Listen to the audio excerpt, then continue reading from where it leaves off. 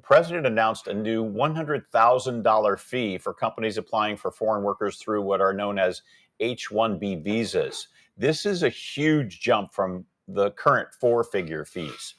His supporters say one side effect could be more high-paying jobs for Americans.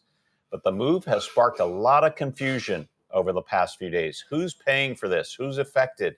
What does it mean for the tech industry and foreign workers trying to come to the U.S. for these specialty jobs? And we're joined this morning by attorney Nandita Ruchandani with KPPB Law in Connecticut to help break this down for us. Thank you so much for joining us this morning, because I know there's been so much confusion about this. Let's start with the basics. What exactly is this new H-1B fee, and do we know who has to pay it? The H-1B fee, thank you so much for having me on, first of all. I Sure. appreciate the opportunity to discuss this really important issue. The H-1B $100,000 fee, when it came out on Friday night on the 19th, was written in a proclamation that actually did not give us a lot of details and made everything little bit more complicated than we had expected that anything would be, because the way it was written, it wasn't clear whether it would apply to people who presently had H-1s. By the plain wording, it did, which meant that people that had travel plans and so forth had to cancel them, had to come back, get off planes. I'm sure people have seen the videos of like mass deplanings because people were scared that they were going to get stuck outside the country.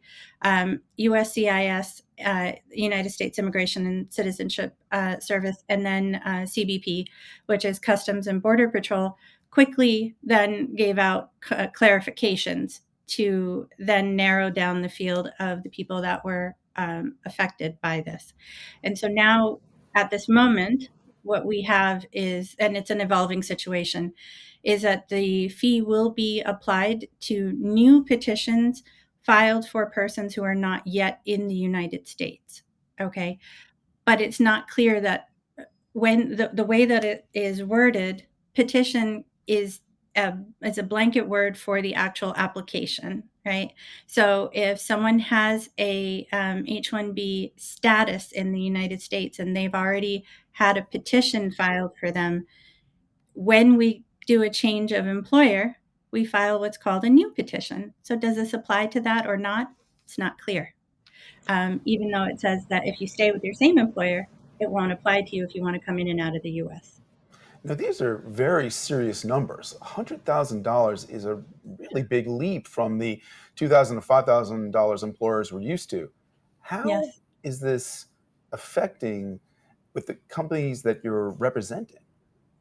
it's devastating.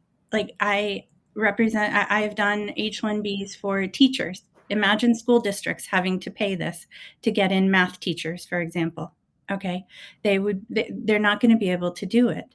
The Anybody that is in, say, an engineering firm, right? They don't make the tech dollars. The engineering firms that do municipal water supply construction and so forth, they have normal people like us who are trying to make a living, and they don't have $100,000 for these people. It's going to destroy American companies. This is going to be really big. It's not just the tech giants. They can probably afford it. I don't know. But I know that my clients really cannot afford this. What about the notion that this would open up these jobs, these highly skilled jobs, to more American workers by weeding out who can afford to pay this $100,000 fee and bring workers in from foreign countries? So, so the way it works right now for the majority of my clients is that they hire H-1B workers because they cannot find sufficient. Not that there aren't talented Americans. I grew up here. I'm an American. Yes, we're talented. We have the education and so forth. We just don't produce enough talented and educated people to fill all of the roles that are available. And honestly, it's a pain in the patoot. If you could hire an American, Is that why would you not term? hire an American? Okay. I mean, it's more difficult to go through this process and have the government oversight.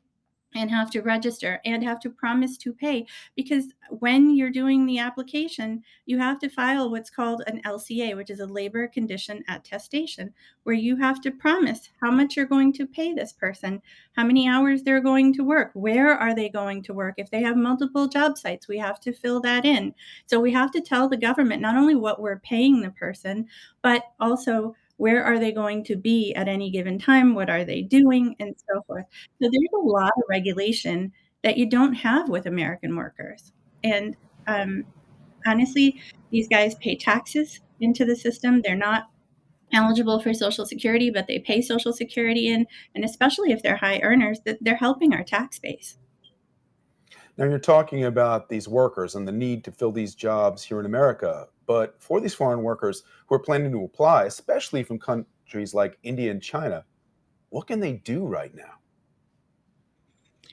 It right now, the American companies actually just need to talk to their representatives in Congress and be like, we cannot afford this.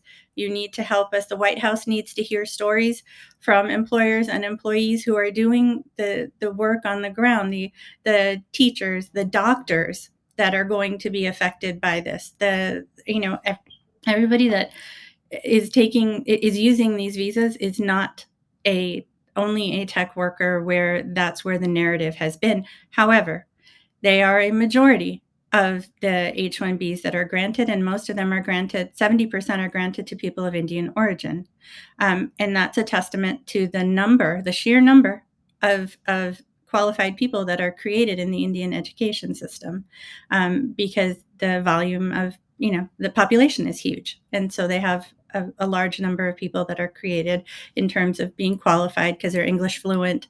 They have the education where the American institutions have often connected with the Indian institutions. For example, the IITs are the Indian equivalent of MIT and their sister schools. So they're very highly qualified people, and they don't really have a lot of power. So it's going to be really difficult at this point. Now, if somebody comes here, it's not clear whether somebody comes here on a student visa, completes their visa, does what's called OPT, which is optional practical training, which is granted to people who finish their degrees in the United States. And if you're in STEM, you can get up to 36 months, where you have work authorization, you remain in a student status, and you can apply for a green card or for H-1B status to be able to work here. But literally, that is the only path. So you imagine you come to a country to do your master's or your PhD or whatever, and then you have 3 years to work off that debt or whatever, and then you have no visa available for you. It becomes a very difficult situation. All right, Nandita Ruchandani, we appreciate you're a font of information. I know her clients obviously appreciate her depth of knowledge. Again, though, the president is arguing these are jobs that Americans should fill in many of these cases, and that's the impetus for this higher fee. That's At the now same put in time, place. we now operate in a global economy. These people are critical if we want to maintain some sort of technological advantage over, let's say China, who's becoming increasingly competitive, this rising power in Asia. Well, we also saw the confusion over the rollout of the announcement of this. You had the Secretary of Commerce saying it was an annual fee, and then the White House had to clarify and say, no, it's a one-time fee. So obviously, having people like the attorney we just had on, very helpful because they are a wealth of knowledge. So Right. if you have questions, obviously you want to seek professional advice. And on those this. attorneys